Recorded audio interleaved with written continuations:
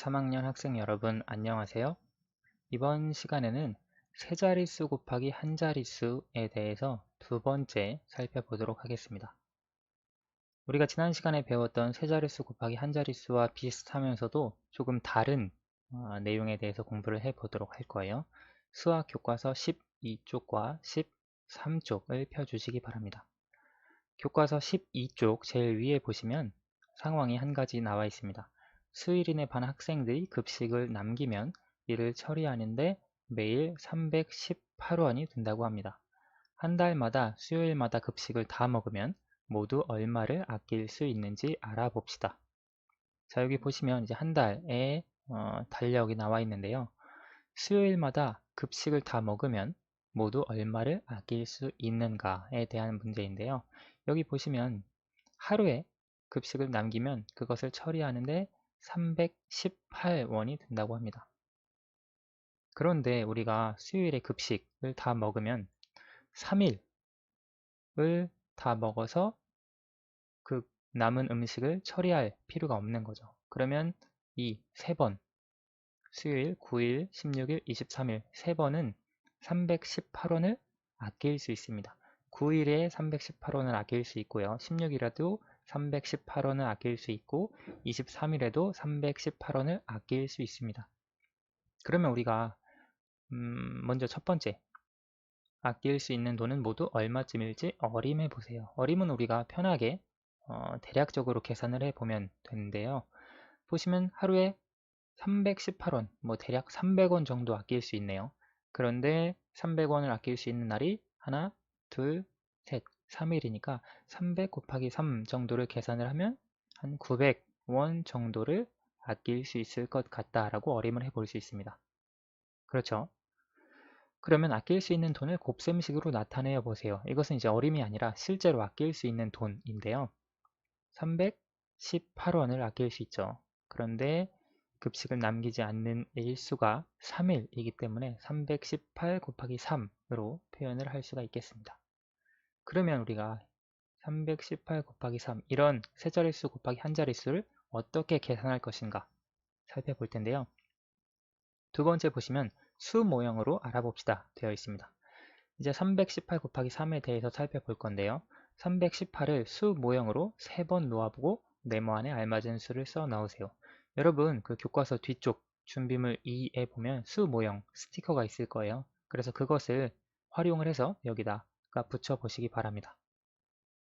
수 모형을 이제 놓아 보시면 318 이제 100 모형, 10 모형, 1 모형이 있을 텐데요. 먼저 한번 잠시 영상을 멈추시고 실제로 한번 붙여 보시기 바랍니다. 다 해보셨나요? 여기 보시면 318을 수 모형으로 3번 놓아보면 100 모형은 여기 3개가 있고요.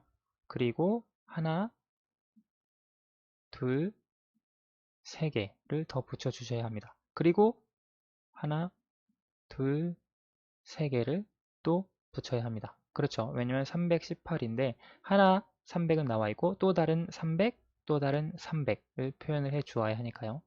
그 다음에 18에서 이제 10 모형을 활용을 해 주어야 하는데요. 여기 18에 10 모형은 하나 나와 있습니다. 그리고 두 번째 318에 10 모형을 하나 놓아야 하고요. 세 번째 318에 10 모형을 또 붙여야 합니다. 그리고 여기 1 모형 지금 318에 1 모형 8개가 놓아져 있죠. 그리고 두 번째 318에도 1 모형 8개를 붙이셔야 합니다. 이렇게 그리고 세 번째 318에도 이렇게 표현을 할 수가 있는데요. 자, 그러면 이렇게 다들 잘 붙이셨을 거예요. 그러면 100 모형이 모두 하나, 둘, 셋, 넷, 다섯, 여섯, 일곱, 여덟, 아홉 개가 됩니다. 10 모형은 3개가 됩니다. 1 모형은 8개, 그리고 8개, 8개. 1 모형은 24개가 된다는 걸 알 수 있습니다. 그러면 1 모형이 이제 24개가 나와 있는데요. 1 모형 24개 중에 1 모형 20개, 20개는 10모형 몇 개로 바꿀 수 있죠? 10모형에 보시면 1모형 10개로 이루어져 있죠. 10모형 하나가. 그래서 1모형 20개는 10모형 2개로 바꿀 수 있습니다.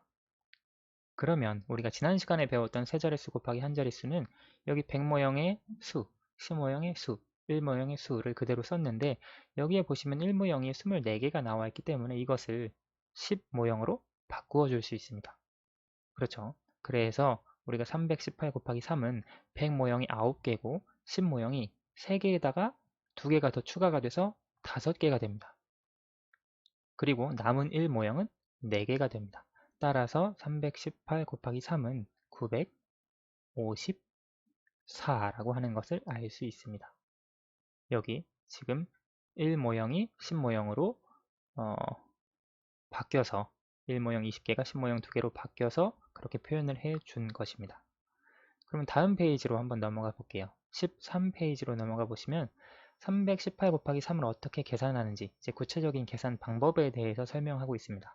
보시면 318 곱하기 3에서 8과 3을 곱하면 24가 되죠. 그런데 우리가 여기 얘기했듯이 24에서 4가 1의 자리, 그리고 2가 10의 자리니까 여기다가 2를 써줄 수 있습니다. 그리고 1 곱하기 3은 10의 자리에다가 3을 곱했기 때문에 그대로 10의 자리에다가 써주고요. 100의 자리 3 곱하기 3은 100의 자리였기 때문에 9를 그대로 100의 자리에다가 써줍니다. 그래서 지금 여기 나와 있는 대로 4 그리고 10의 자리에 있는 2 더하기 3 해서 5 그리고 100의 자리 그대로 9 해서 954가 나옵니다. 그러면 우리가 여기 계산하는 세로셈으로 계산하는 방법을 표현을 했는데요. 318 곱하기 3은 여기 24가 여기 8과 3을 곱해준 것입니다. 여기 8과 3을 곱했을 때 24가 되었고요. 그 다음에 여기 1과 3을 곱했을 때 30이 됩니다. 그리고 여기 3과 여기 3을 곱했을 때 900이 됩니다. 이해가 되시죠? 그래서 여기 아래를 1의 자리끼리 더하고 10의 자리끼리 더하고 100의 자리끼리 더했을 때 954가 나온다고 하는 것을 알 수 있습니다. 그런데 우리가 이제 이 0, 0을 쓰지 않고 지난 시간에 했던 것처럼 바로 정답을 써줄 수가 있습니다. 8 곱하기 3을 이 줄에다가 쓰고 1 곱하기 3을 그 아랫줄에다가 쓰지 않고 이 위에다가 바로 써줄 수 있는데요. 우리 1학기 때 배웠던 올림 그것과 비슷합니다. 보시면 318 곱하기 3을 선생님이 풀 때 8 곱하기 3은 24입니다. 4. 원래 2를 여기다가 써 주어야 하죠. 그런데 우리가 이렇게 줄을 너무 길게 쓰기 불편하니까 2를 여기 위에다가 올림을 해주는 겁니다. 그리고 3하고 1하고 곱하면 3이 되죠. 그래서 3을 써야 하는데 여기 위에 2가 있기 때문에 2를 더해 주어서 3이 아니라 5를 써주는 겁니다. 그리고 3하고 3을 곱해서 9가 되고요. 자릿수는 그대로 맞춰 주셔야 합니다. 그래서 954가 된다라고 하는 것을 알 수 있습니다. 세로셈으로 계산하는 방법이고요. 이것도 마찬가지로 가로셈으로 계산을 할 수가 있습니다. 318 곱하기 3을 생각을 해보면 8 곱하기 3이 있습니다. 8 곱하기 3을 계산하면 24 그리고 1 곱하기 3을 계산하면 30 그리고 3 곱하기 3을 계산하면 900이 됩니다. 그래서 이것은 900 더하기 30 더하기 24가 되어서 954다 라고 가로셈으로 이렇게 계산을 해 줄 수도 있습니다. 세로셈과 가로셈 두 가지 방법에 대해서 이야기를 했고요. 자, 그러면 실제 문제를 한번 풀어보도록 합시다. 세로셈 두 문제 그리고 가로셈 두 문제가 있는데요. 먼저 세로셈을 보도록 할게요. 326 곱하기 3 여기는 한번 아래다가 쭉 써보도록 할게요. 6 곱하기 3은 18 그리고 2 곱하기 3은 6, 10의 자리에다가 써주셔야 합니다. 그래서 이 0은 써주셔도 되고 지난 시간에 했던 것처럼 따로 안 써주셔도 되고 아무튼 나타내는 게 60이라고 하는 걸 이해하시면 됩니다. 그리고 3 곱하기 3은 9 그리고 이것을 모두 더해주면 되겠죠. 자릿수대로 8, 7, 9 그래서 978이다 라고 이해해 주시면 됩니다. 두 번째는 이제 한 번에 써보도록 할게요. 7 곱하기 5가 35죠. 그러면 5. 그리고 3을 이 위에다가 올림을 해주면 됩니다. 5 곱하기 1은 5인데요. 여기 5를 써주려고 보니까 위에 3이 있습니다. 뭐 그 5에다가 3을 더해주니까 8이 되겠죠. 그리고 1 곱하기 5는 그대로 5를 써주면 117 곱하기 5는 585다 라고 하는 걸 알 수 있습니다. 105 곱하기 6을 볼게요. 5 곱하기 6은 30, 그리고 0 곱하기 6은 0, 1 곱하기 6, 여기 1은 100이기 때문에 600이 되겠죠. 600 더하기 0 더하기 30은 630이다 라고 하는 걸 알 수 있습니다. 437 곱하기 2를 보도록 할게요.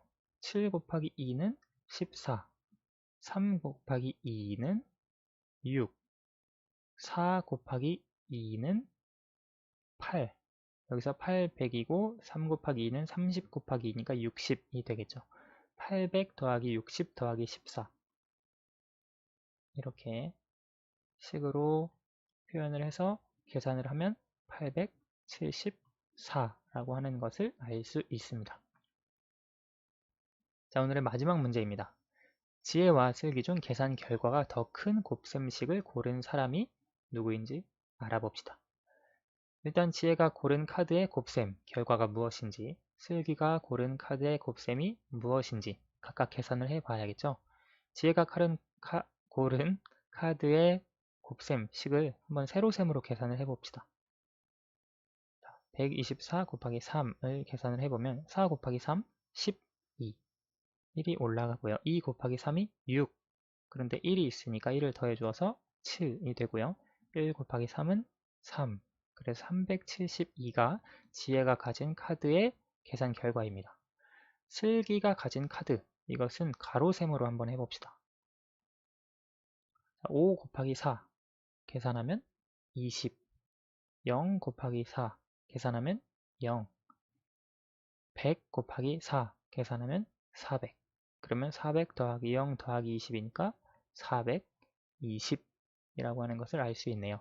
따라서 계산 결과가 더 큰 곱셈식을 고른 사람은 슬기라고 하는 것을 알 수 있겠습니다.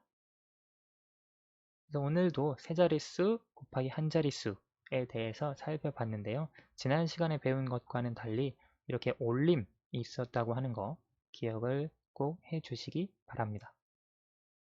오늘은 여기까지 하도록 하겠습니다. 감사합니다.